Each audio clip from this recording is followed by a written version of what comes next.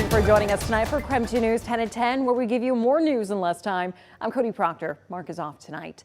Well, it certainly felt like summer with those warming temperatures, but the sunshine quite hasn't got the memo just yet. Let's get straight to Chief Meteorologist Jeremy Lagoud tonight to find out what this week is shaping up to look like. Well, Cody, first it's the sunshine, then it's those temperatures, and when they climb, boy, do they climb. Right now, we still sit almost at 70, but clouds are starting to break. Dew point still sits at 50, so we're staying a little bit warmer tonight. When it comes to our overall weather pattern, the atmospheric trough is still there. I have time, let's draw it out. Here it is. It basically goes about, oh, I ran into my computer. It doesn't go like that. Let's move on.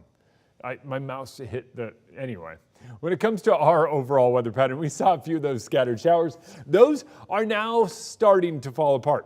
Newport, south side of town, you're getting another round. You move down to the south end of Ponderay, you're going to get a little more rain.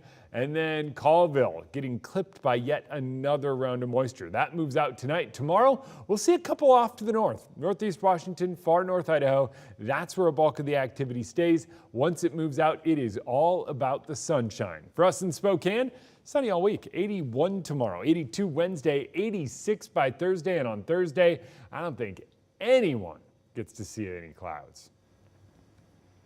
Jeremy, thank you so much. Also tomorrow, new burn restrictions take effect across Spokane County. Here's what is and is not allowed. Backyard fire pits or campfires using chopped firewood and charcoal are not allowed. Also not allowed any open burning of fields and garbage. Now, what is allowed are outdoor chimneys, barbecues, and patio warmers. However, you have to use the proper fuels, which include clean, dry, seasoned firewood, charcoal, and natural or propane gas.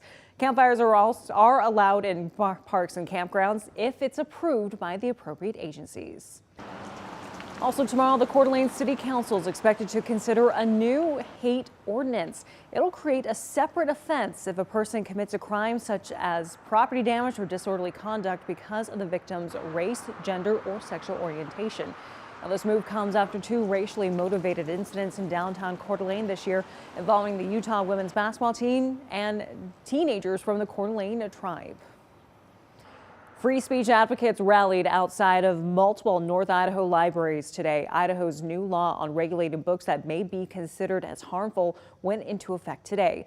The legislation could impact which books are available to children. KREM 2's chief journalist Amanda Rowley reports tonight. I'm outside the Coeur d'Alene Library, where actually this afternoon, the Library Alliance of North Idaho invited the public to gather at all the local North Idaho libraries to rally against this new law that went into effect here in Idaho.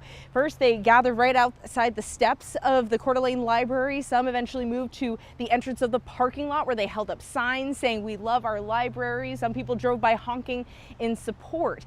Now let's take a look at that state law that just went into effect today. It allows the public to file a complaint with the library requesting that a book they find inappropriate for the children's section to be moved. Now, first, the library board has 30 days to formally receive the request. Then, once it's formally received, that clock starts another 30 days for the library board to review the book and act on the request.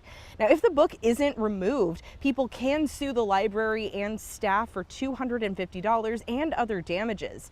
Now, those rallying against this new law today believe this takes away parental rights and adds unnecessary work for libraries. Our hope is that first, that our librarians and our library workers know that we support them and appreciate the work that they do, and we trust them. We trust them to make the decisions about what material should be in our books. Books are the one area where items are reviewed, published, and go through a lot of process, and have restrictions on that, it's absurd.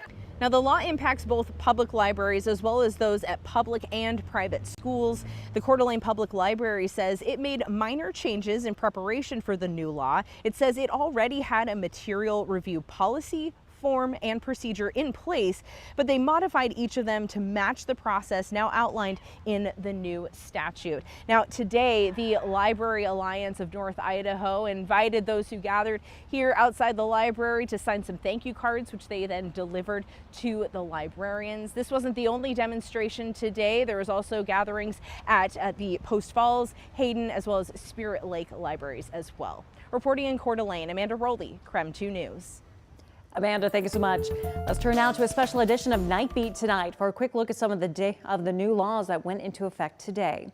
First off, undocumented immigrants can receive professional licenses in Washington state. Now, this used to require a social security number, but now an individual taxpayer identification number can be used on the application.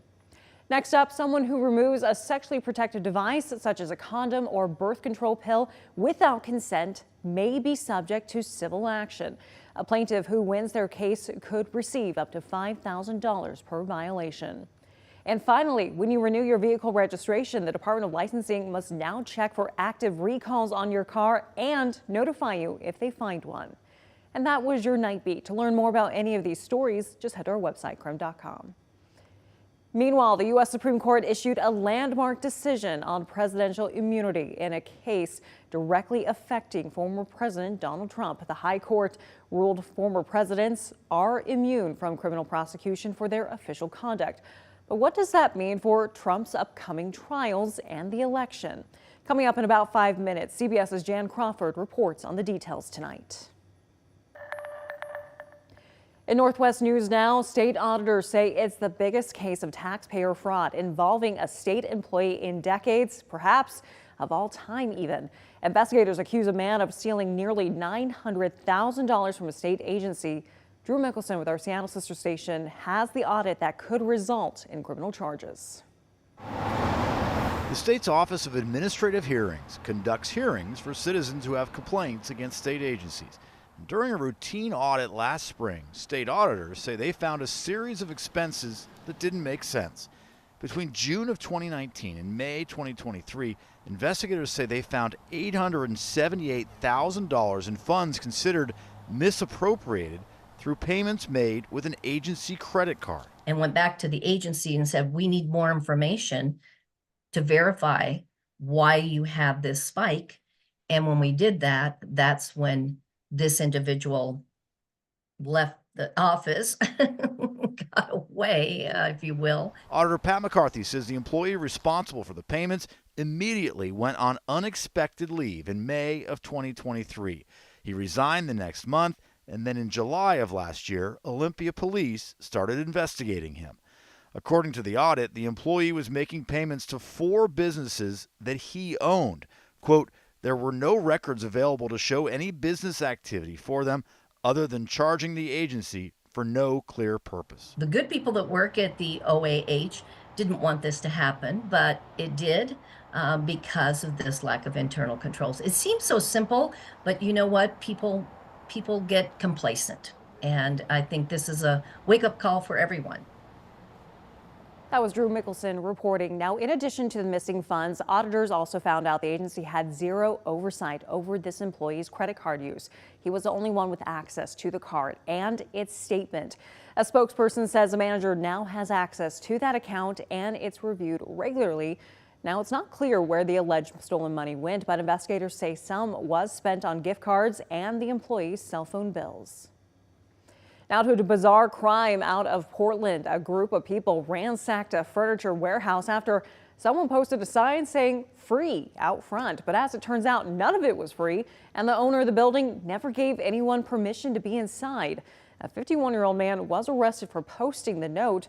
Our Portland sister station spoke to someone who watched it all happen.